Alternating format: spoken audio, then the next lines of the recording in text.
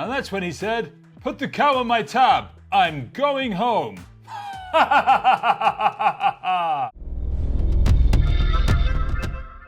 Hello and welcome to the Climbing Daily Wednesday news show. My name is Hugo Pilcher and today we're going to be rounding up the news from the last week of the climbing world. And first up, we've got competition climbing from Salt Lake City.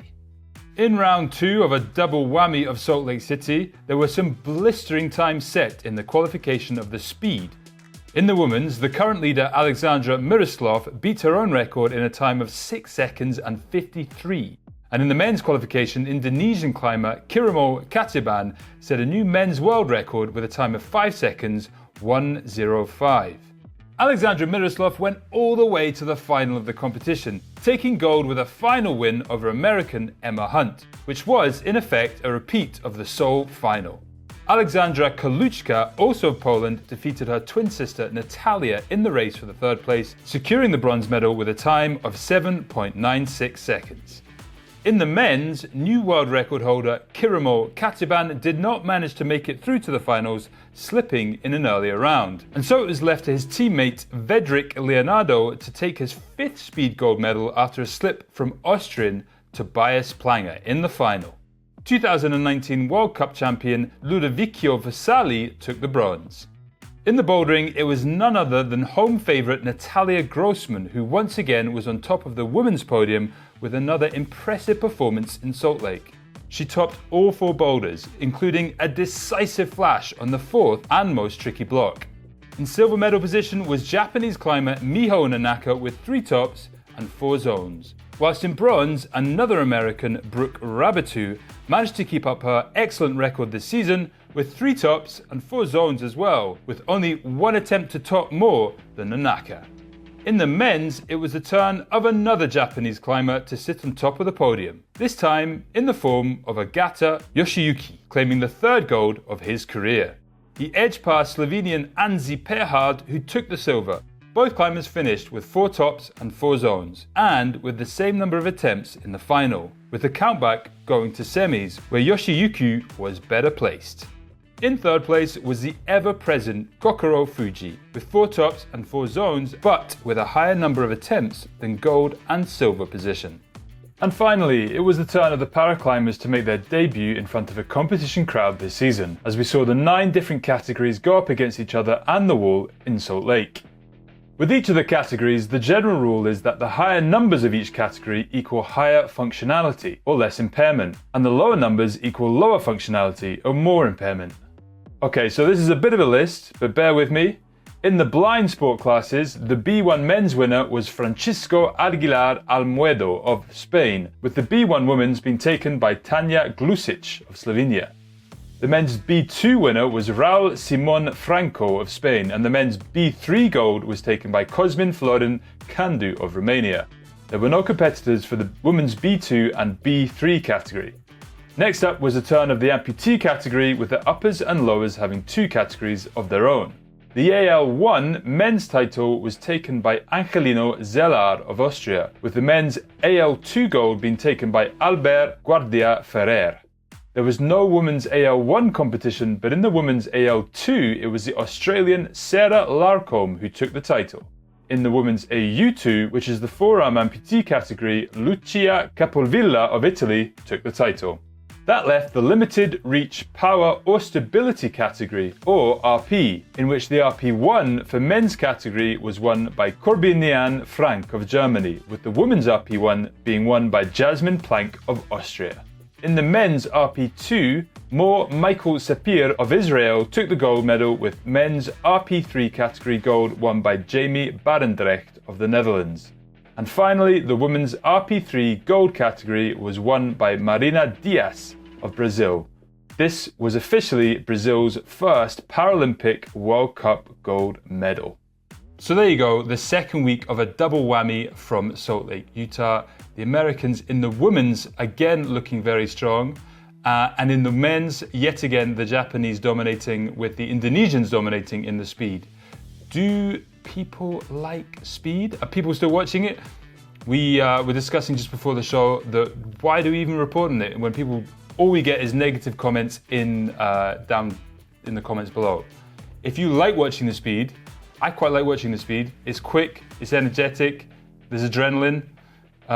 If you agree with me, let me know down in the comments below. If you don't, also let us know. Obviously everybody likes Boulder, so that's why we report on that one. Anyway, next up, speaking of Boulder, we have got news from Magic Wood in Switzerland. A bit of a crack team has descended upon Magic Wood in the form of American trio Alex Puccio, Mikaela Kirsch and Nina Williams.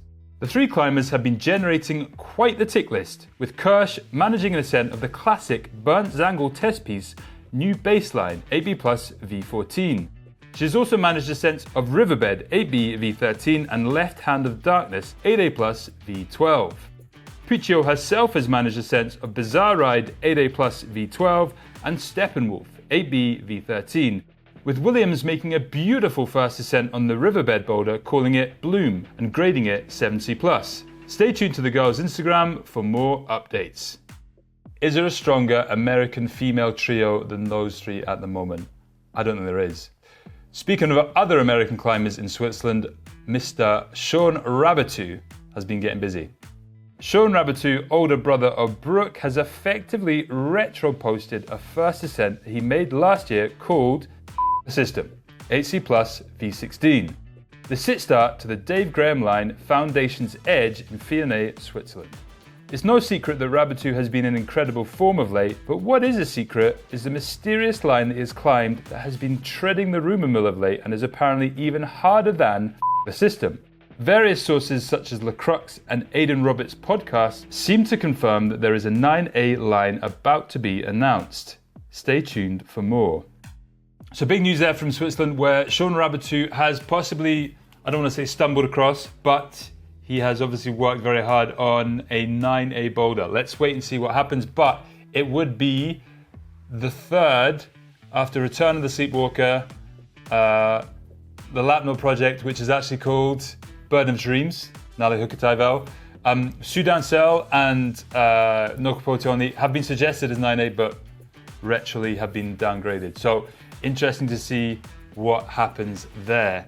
Next up, we've got the 9A roundup. 8A.nu reports that UK climber Tom Bolger, who lives in Spain, bolted and made the first ascent of the journey, 9A/+, and has now been repeated by Spanish climber Jorge Diaz Rulo. 8A.nu also reports that 20-year-old French climber Jules Marchelin has climbed Kick-Ass, a 9A in the Gorge du Loup. And finally, once again, 8A.nu reports that Swiss climber Dylan Chau has done the first repeat of Adamondra's Hyperfinale 9A+ in Raoul, Switzerland. Great work there from all the 9A climbers. Next up, we've got the 9B counter.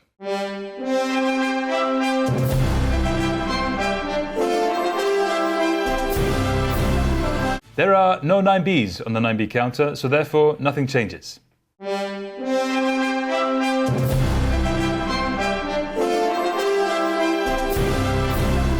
So we're fairly breezing through the show today. I'm hoping that you're enjoying the abbreviated version. If you're not and you like to see two people in the show, wait until next week because two people will be back. Whether it's me, Matt, Teresa, I'm not entirely sure. IFSC season is coming up, so Matt will be away a little bit. But me and Teresa will cover his ass when he's away. Next up, shop stuff. DMM. DMM is back in stock. If you're a fan of DMM, then you will be happy to hear that we have stocked up in all the nuts, the bolts, the cranks, the carabiners, the quick draws, the ropes, everything else that they make in their beautiful little factory in north of Wales. It is back in stock at EpicTV. So get ready for your summer climbing expedition trip adventure with a bit of DMM and get yourself some quality stuff. There is also the Midsummer Sale, which is for some of our kind of more irregular stuff that we have put on discount. But there is some gems in there. And one thing I'm looking at in particular is the Norona Trollvägen 40 litre pack. There's only one left in stock. It's in the Crimson Kick colour, which is quite close to red. 30% off. It looks pretty mega. Bargain at 160 euros for a day pack of climbing, probably actually more. So get yourself involved with that. Next up, the media for EpicTV this week is kind of linked to that Neurona bag because it's the second episode of the Flatanger series that we've been putting out recently. Here's a little clip.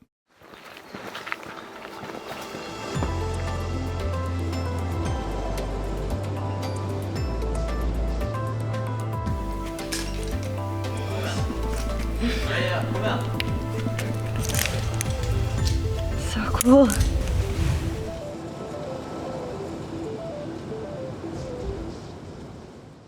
So there you go, climbing in Norway. It does look pretty spectacular, especially that Flatanger cave. Sport climbing, but you gotta be pretty strong. So worth the trip? I don't know, but worth a watch, definitely. Next up, we've got comment of the week. Discussion point. I remember seeing Matt did this by himself one time and he had a little discussion with himself, kind of Eddie Izzard style. You think so? Yeah, I think so. I'm not gonna do that. So I'm gonna keep it very simple and say, I want you to let me know what you wanna see more of in this new show. Do you wanna see more discussion points about controversial subjects? Do you wanna see us talk more stupid stuff about our own adventures? Or do you want us to talk about the stuff that you guys have been doing? Do you have any serious kind of like questions, burning questions about climbing, where it's going, where it's been, the history, the future, all that kind of stuff? Let us know in the comments below. Speaking of comments, there was a whole bunch of nice things said last week, which I'm not going to talk about as my comment of the week. What I'm going to talk about is John Doe. And I love his name for obvious reasons. If you don't know what reasons they are, watch The Wire. John Doe. That's correct, yeah, John Doe.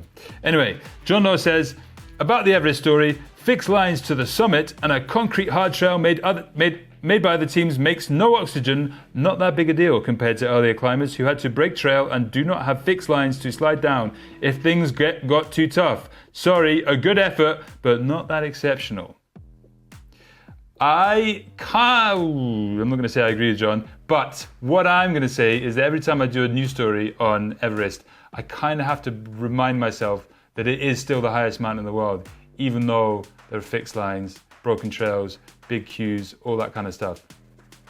It still is the highest mountain in the world, and in order to get up there without oxygen is still an incredible achievement. However, if I was going to choose one mountain I wanted to climb, if I had to deal with all those queues and all those people, I probably wouldn't go to Everest. There you go, I said it.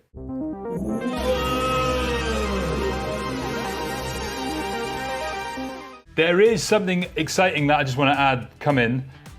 We have got some new AI software that we're developing for the EpicTV shop. There's going to be a video coming out soon, but basically what it is that we need a bit of data from climbers in order to make this thing work. So stay tuned for that.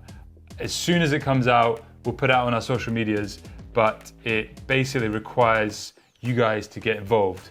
We'll tell you more about it in future news shows, but please look out. It will have some like ridiculous title like, is this the future of how you fit climbing shoes or something like that. So stay tuned for that. In the meantime, I think we did pretty well there. That was pretty quick. I would say that was almost record time. Flo behind the camera is putting his thumbs up because that means his job is that much shorter.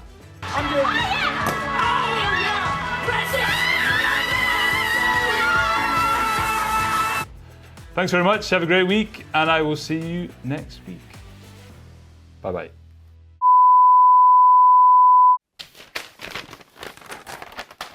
Right, cameras, ready? Ready. Lights, ready? Ready. Microphone, ready? Ready. Let's do this. DMM, da-da-da-da. DMM, da-da-da-da. DMM. Right, should do it. And that's why quantum physics and climbing will never work. Welcome to the Climbing Daily Wednesday news show.